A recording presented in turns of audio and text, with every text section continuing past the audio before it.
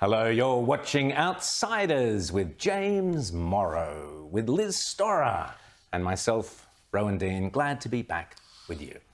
I've frequently in the past referred to the fact that the terminology of left and right in politics is useful, let's be honest, mainly as a way of denigrating your opponents, lefty lunacy, lefties losing it, right-wing nutjob, right-wing conspiracy, all that sort of stuff. But those two terms, although convenient and catchy, are actually deeply misleading. During COVID, it became apparent that today's so-called left-wing governments, here and abroad, were far closer ideologically to traditional fascist and other authoritarian political movements. As I've said many times, the collusion between big business, the world of academia, police goons and thugs, so-called scientific or medical experts and bureaucrats, and an authoritarian government in places like Victoria was straight out of the 1930s playbook.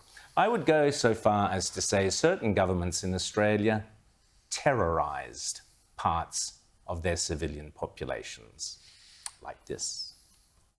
What's this? An ultrasound in an hour. Yeah, she's pregnant. You're head. You're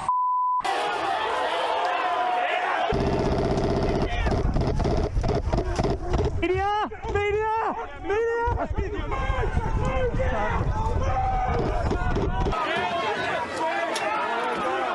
Throwing stuff now.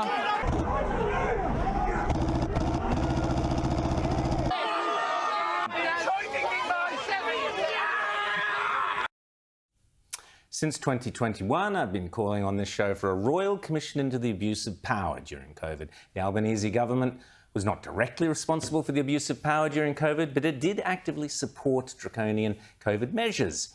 What's more, the Albanese Labor government is, of course, the political elder sibling of those Labor governments in Victoria, Queensland and Western Australia that were responsible for the very worst excesses.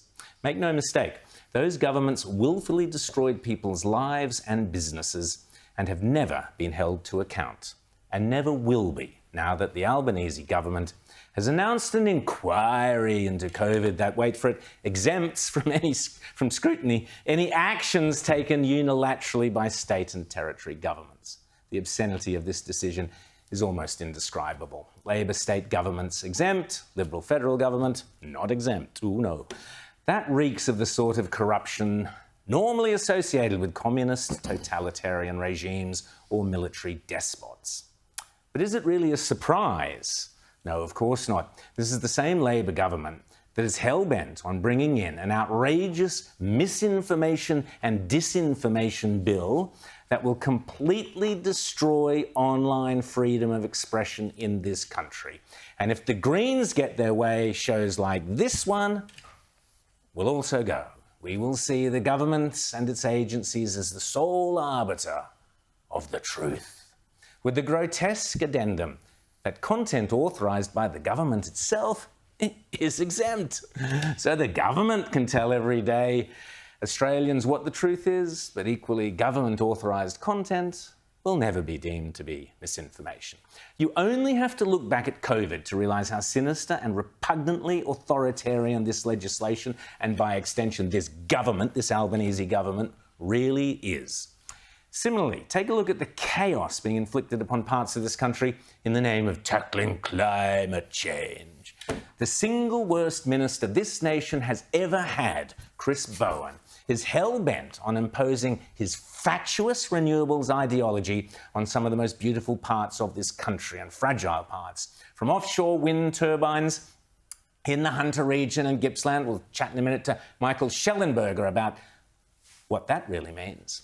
Vehemently opposed by many locals. And then you've got the massive transmission lines crisscrossing rural Australia and creating a nightmare for innumerable farmers and everyday mum and dad landowners. And all this at the very same time that the UK government, who we grovellingly followed into net zero madness, is now desperately pulling on the handbrake, trying to get out of their own net zero nightmare.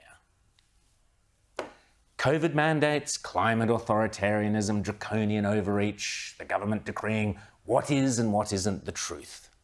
This is no longer left versus right. As I've said here on Outsiders many times, the real political fault line confronting us all in the modern world is the choice that ultimately every one of us must make at the ballot box between the individualists or the collectivists. Full stop. Western democracies traditionally favoured the individual, whereas Soviet and communist governments boasted that their overriding doctrine was the collective. But today, in my opinion, any and every political issue ultimately boils down to the rights and preserving the rights of the individual, you, versus the power grab of the collective, them. Individual freedom and opportunity versus authoritarian tyranny on behalf of the collective, who impose draconian regulations on you for the greater good. And who determines what the greater good is? Well, it used to be our democratically elected members of parliament, but they appear to have been replaced these days by an elite class of CEOs, such as the recently departed and unlamented Alan Joyce of Qantas, many other unelected technocrats, and the expert class of tenured-for-life academics, virtue-signalling celebrities, and extortionately paid public servants, such as our own Kerry Chant, she of the New World Order fame, and Dr. Brendan Murphy, our departing health head honcho, who can't even tell you what a woman is. Yes, the elites, the very same class of experts who got so much wrong on COVID.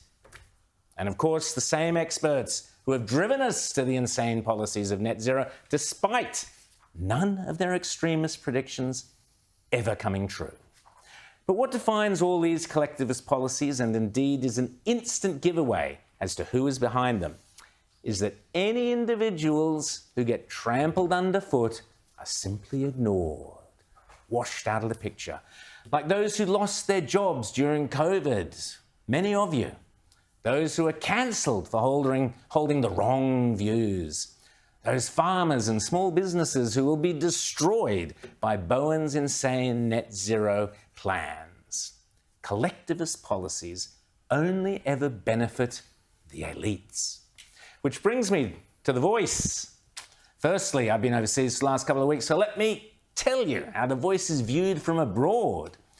Those that had heard about the referendum, which was not many at all, presume it must be some kind of belated 1960s-style civil rights movement, or even a South Africa end of apartheid thing, and that Australia was so backward, we were finally getting around to giving the vote to Aborigines.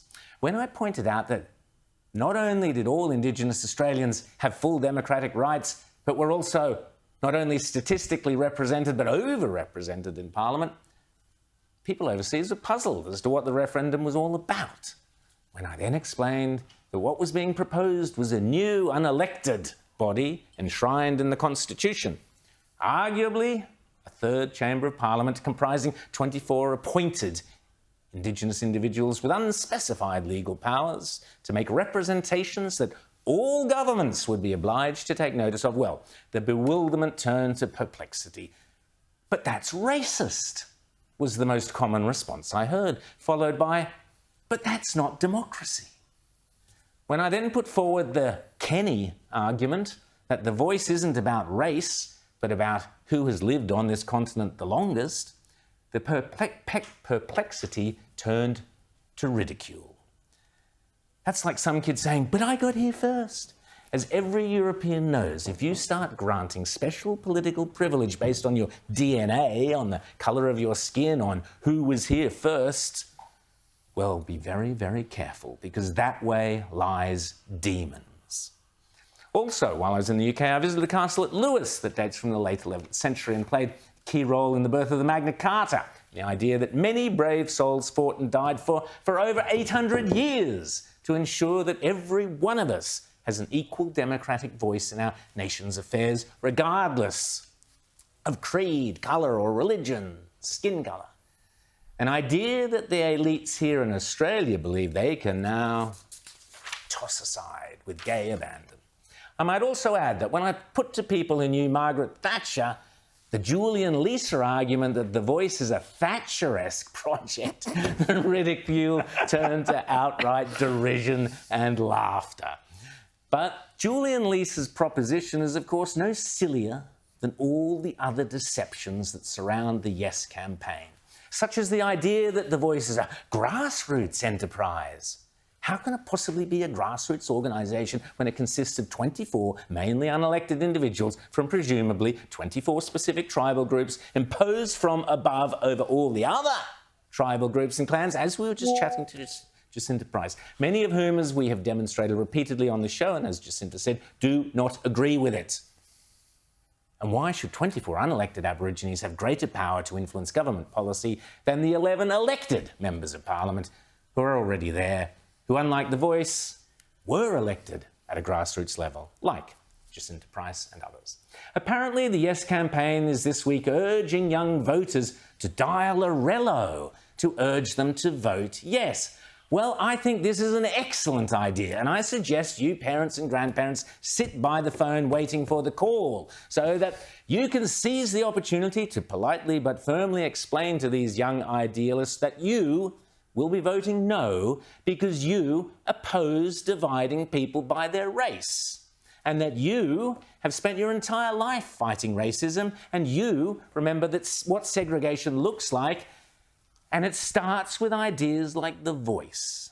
And you and your parents have been around the world long enough to see how poisonous racism is, which is why you are saying no to racism and saying no to The Voice, and you expect your children and grandchildren to do the same. And you can then politely point out, if they are white or Anglo or a non-Indigenous Australian, you can point out that by voting yes, they are by definition voting against the wishes of many Indigenous Australians who do not want The Voice. And in fact, they are doing exactly what the paternalistic colonials they despise so much are accused of doing all those years ago, namely saying, we non-Aboriginal Australians know what is best for blackfellas like you, and we're going to insist you have this voice, even if some or many of you don't actually want it. And finally, you might gently point out to these woke millennials who are so keen on ceding sovereignty over the land that you and your ancestors worked and struggled and fought and died for, then obviously you wouldn't insult their woke sensibilities by leaving them any of those tainted colonial assets to them in your will. Now, would you? Just joking. But here's the real point, and I thank the Spectator Australia columnist Peter O'Brien for pointing this out. The Voice is yet another collective campaign. It promotes the role of an elite group who get to decide what is best for the common good, for the collective, for all Indigenous Australians. It denies Aborigines as individuals having their own voice, but instead lumps all Indigenous Australians together as one collective. And that's their words, not mine, as Peter O'Brien writes. Noel Pearson recently described The Voice to Chris Kenny as, quote, a mechanism for a collective view on the part of the First Peoples to be gathered together and put to the executive government. Peter O'Brien goes on. Noel Pearson's use of the word collective is a dead giveaway. It totally contradicts the lie put around that this is all about getting targeted advice from the grassroots. This is not about encouraging the development of individual agency among disadvantaged Aboriginal people and bringing them into the wider Australian community. What Pearson means by a collective view is an Aboriginal population dragooned into an identity-based polity, all singing to the same discordant anthem of treaty, truth-telling, and a separate form of sovereignty. As Peter O'Brien points out, this Voice is a political organisation. Aboriginal communities will be pressured or subject to emotional blackmail to conform to what The Voice envisages as best for them. The Voice will dictate to them what their grassroots advice to Parliament and government should be. The fact that most, if not all, members will be selected rather than elected further points in this direction. You can bet that only those who conform to the vision of The Voice will be chosen for it. Indeed, in that respect, this pernicious proposal is no different from all the other authoritarian policies of the collectivist class. Whether it's COVID or misinformation, disinformation, or climate authoritarianism, it's the same every time. The elites and the experts, often the very same government-funded experts who have got so many things repeatedly wrong in the past, telling you what is good for you, even if you know in your heart It is bound to end in tears, like virtually every elitist collectivist project invariably does. So I say, for the sake of your grandkids, it's time we individuals stood up and said a great big no to the anti-democratic, elitist, authoritarian collectivists. And the best way to say no to unctuous virtue signalling, no to the entrenched entitlements of the elite expert class, and no to trashing our democratic principles is to say no to the voice.